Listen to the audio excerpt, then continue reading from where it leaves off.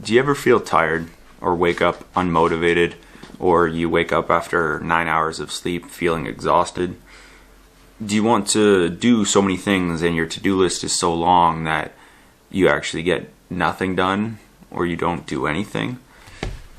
You get caught in this constant rut of comparison to other people and other things and putting so much pressure on yourself that you almost get frustrated with every decision or everything that happens to you.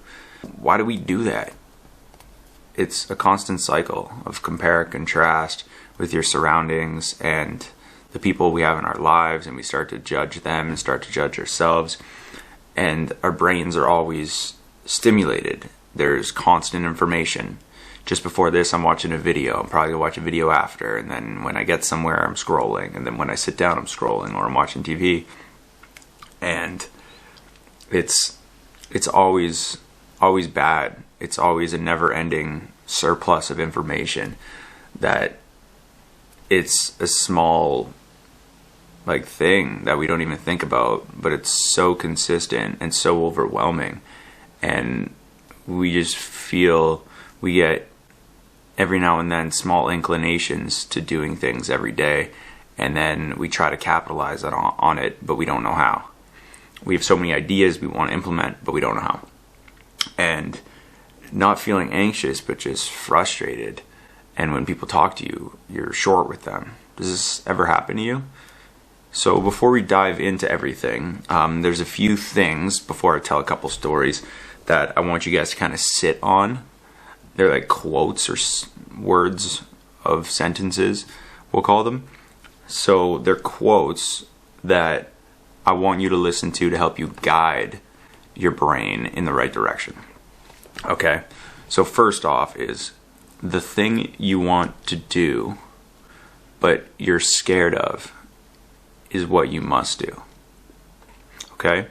The thing you want to do, but what you're scared of, is what you must do. It's better to fail in the pursuit of happiness and excellence than it is to succeed in the average, in the median. So the thing you want to do, but you're scared of, is what you must do the most. What sucks more than failing at something you love is being stuck doing something you hate.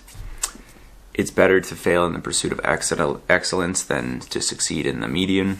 We have this thing in psychology that's known as Maslow's hierarchy of needs, that the base is physiological needs, which is your air, food, water, shelter, sleep, clothing, reproduction, the basic necessities. So next is safety needs, so personal security, whether that be employment, resources, health, or property. The third one is love and belonging, which is friendship, intimacy, family, sense of belonging and connection. 4 is esteem, so that's self-esteem, respect, status, recognition, strength, and freedom. And the top of the pyramid is self-actualization, which is kind of the desire to become the most that one can be. Now, the problem with this is these need to be fulfilled every day, right? And it is our duty to have these needs met. And it's our own responsibility to do everything we can to meet those needs.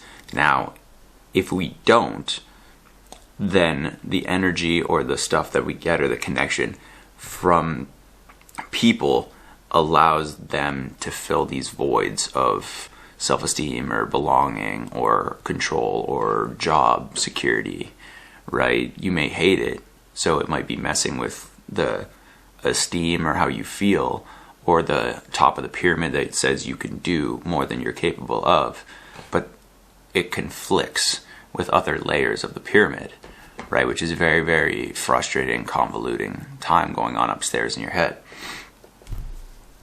So it's when we allow people to fill these voids and these needs that we put the control to our happiness in the hands of other people and others whose most of, if not all the time, our needs are most likely not on the forefront of what they're thinking of.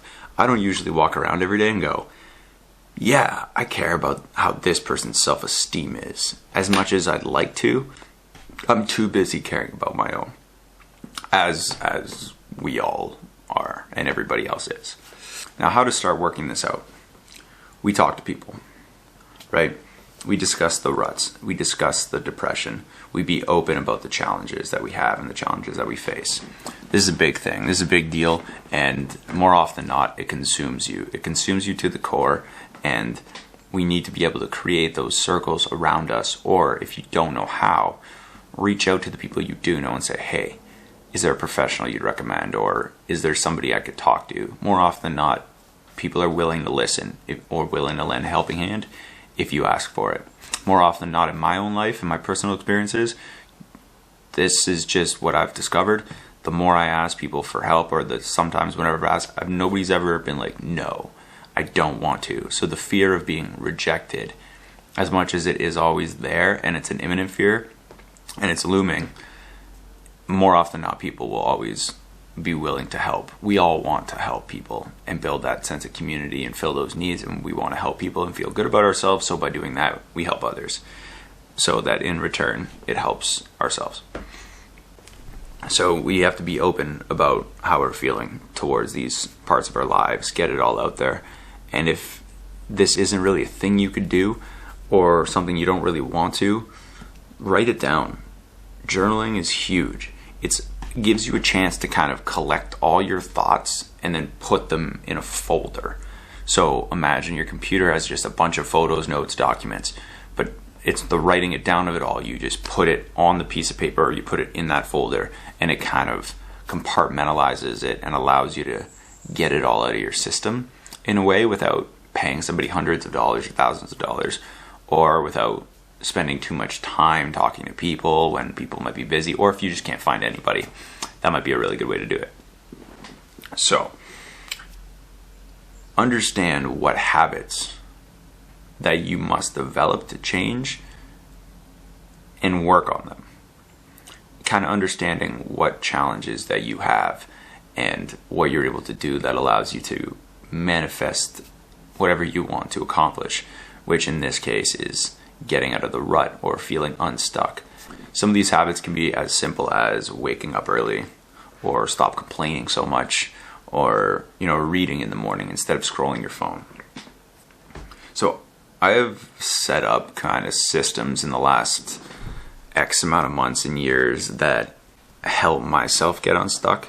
So depending on what it is causing the stuck, it could be either the security of, there's rent to pay, or there's job security, or there's food, right? All these play a factor. But at the end of the day, if you let the top of the pyramid kind of take over, which is your desire to become the most that one can be, this allows you to figure out all these issues and work on what you want to work on. And if you lead with the top of the pyramid, the rest always seems to fall into place, which is a very, very nice thing, because I think that's the one that is harder to be controlled by other people, where the only real battle with that top one is ourselves.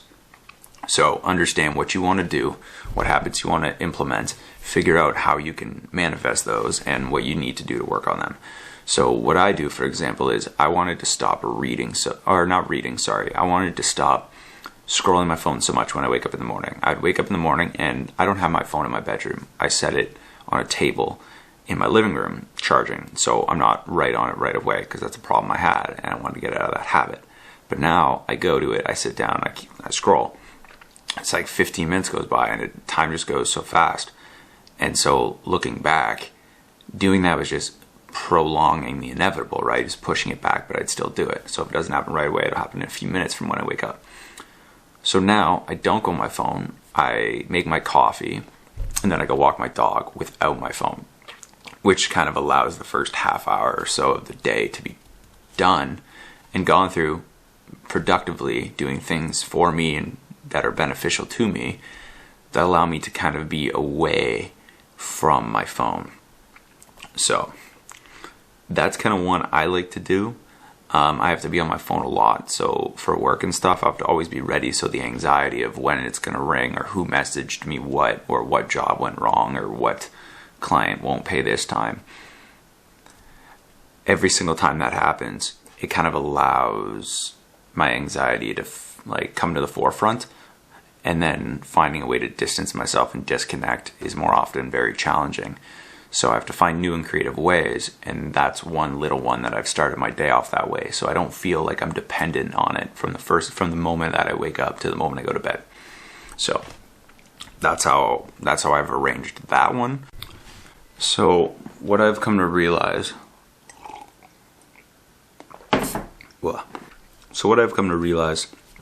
over the last X amount of multiple times that in my life I've felt stuck, or I felt exhausted or frustrated or angry, and I felt that I've worked out of these things by switching up my routine. That's always what it is.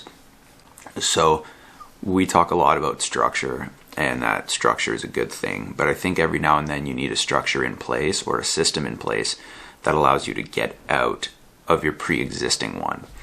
So things that I've done is, instead of trying to cram everything in at night and sleep in as close as I can when I start my workday, I try to train in the morning.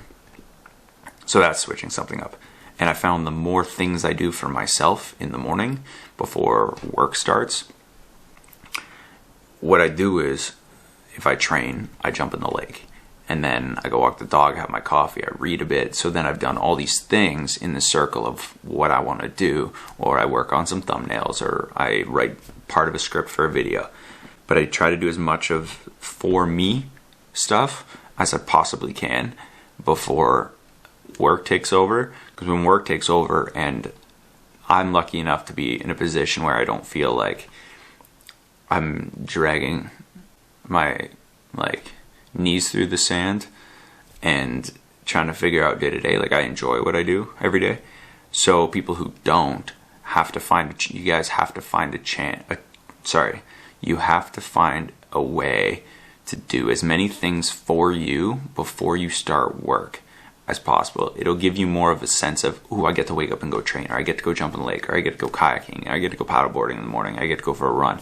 I get to, even if it's simple as driving to your favorite coffee spot, you get to do something for you, and that something for you allows you to feel like you're living for something greater, and that pushes you closer and closer and closer to following with the top of the pyramid, which is self-actualization.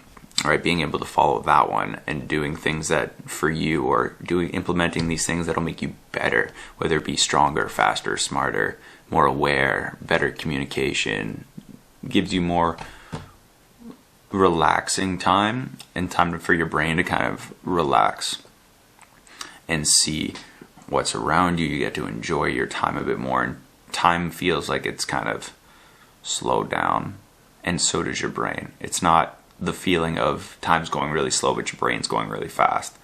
It's kind of a balance where time and everything kind of slows down and it's all mellow, and you get to go through that productively, and it gets to be a really good day, and you feel very, very accomplished when you go home and you're like, I ran today, I went and jumped in the lake, or I paddleboarded, I got to see the sunrise, there's nobody on the road, versus waking up right for your alarm, checking your phone, which is watching what everybody else wants to show that they're doing, which is more often not what they're doing right now when you're checking their phone.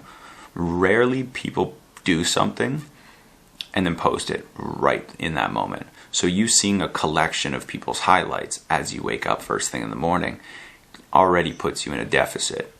And now you're trying to play catch up on your own mind and your own anxiety and your own insecurities. That just puts you further and further and further away from actually being able to start things you want to do. And that's something that, as I've kind of gone through this switch up of my routine, which I'm talking about it now because I've recently done it, where it's a switch up stuff, not so much as crazy where I'm switching my job and moving cities, but little stuff like that works. If you're a single guy and you're by yourself and you don't really have much, change jobs or move to a new city, try different things, right? I've started training in the mornings now. Instead of just jumping in the lake in the morning, I'll jump in the lake after I train. Or, hanging out with family more. seeing different friends, doing different things, right? Kind of meeting new people, doing different versions of podcasts and stuff. So trying to do different forms of what you are already doing so that it's not, I'm trying something brand new starting from scratch. It's, you're just adding and getting better and better and better at these skills you already had and were developing already, but you're getting better at them in a different way. And as I've kind of months into this month in now to my fourth or fifth like lifetime like get unstuck system change up or shake up, we'll call it, that's kind of what I've been doing and what I've been able to do. It's all things I've already done, but at the same time I'm not starting fresh on anything. I'm just changing it up. It could be a different time that I start my guitar lesson. It's not Sunday mornings, it's Monday afternoons, like stuff like that. So being able to switch up routine and change everything up gives you that sense of, ooh, this is new. Because what people don't understand, as much as nobody really likes change, like we don't all love it, our human brains respond to change, and change is the only constant in our lives. What's up with that? So the back and forth of that thought process kind of makes me look at everything we've done, and then my fourth or fifth big like life switch up has allowed, I'm still in the same place, same city, whatever, same job, but the things I do a lot more before I go to work, and I see family more differently, and I see different friends, and I've added different things, and I do different versions of the podcast. So still being able to do the same things and still doing the same things and seeing the same people, but you've switched up and then you've changed a little bit, and then you get to see what's going on. So with all that being said, there are very many things and many other things that you could do that may work for your situation. This stuff is just kind of me talking to you about what's worked for me and in my situation, which is awesome. And I hope you guys try even one or two things. It doesn't have to be like the lessons or this or that, but try something, or look a bit further into one of the things I mentioned and see if maybe changing your habits or changing your routine, how that could really affect you, and then why. Or maybe you don't like the idea of that, or you want to leave, or you don't know. Feel free to reach out, leave a comment, send me a message, and let me know how I could help, how you could reach out, how you could figure things out, maybe how to implement a little bit better. Love to help. I really appreciate you guys for showing up, for viewing. This has been awesome. Thanks for listening. And subscribe, share the episode, or tell somebody about it if it helped you in any way or gave you at least somewhere to think about or a direction to take your thinking. This is all stuff that might not work for you, but it's what worked for me at times in my life. And all of it has now brought me to feeling a lot better than I was months before. And it's getting out of a rut and stuff like that. So I really appreciate your time, and I'll see you next week. So feel free to hit this button, and feel free to watch whatever pops up here. I know you're going to like it. So thank you guys.